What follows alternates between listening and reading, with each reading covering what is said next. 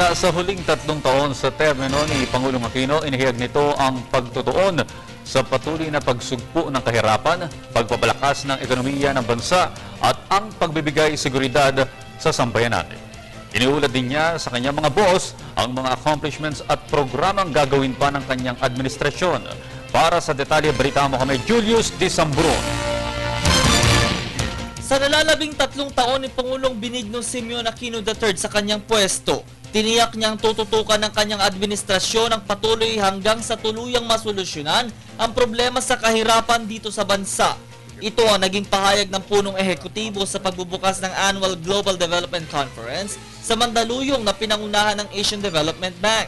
Dinaluhan ito ng halos 500 financial managers sa buong mundo na layong pag-usapan ng pagpapalago ng ekonomiya. Ayon pa sa Pangulo, hangad niyang makaraos sa kahirapan ng ating mga kababayan at kailangan ng lahat ang pag-unlad o inclusive growth ng bansa.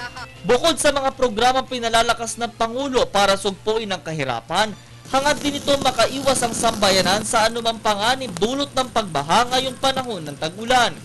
Nag-atas din ito ng maagat na responde sa panahon ng kalamidad at ang patuloy na pagbibigay seguridad ng mga miyembro ng pulisya at ng hukbong sandatahan. Maaalalang nito lang ay nagsagawa ng cabinet meeting sa Palasyo ng Malacanang para pag-usapan ng mga accomplishments at gagawin pang programa ng kasalukuyang administrasyon. Kabilang dyan ang midterm review sa takbo ng ating ekonomiya.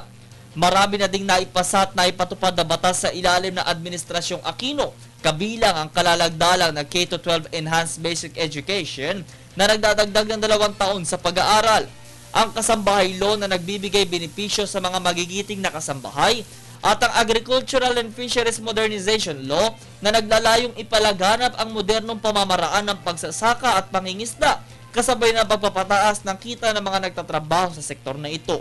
Sa nalalapit na State of the Nation address ni Pangulong Aquino, hangad niyang iulat sa kanyang mga boss ang patuloy na pagpapalakas ng ating ekonomiya.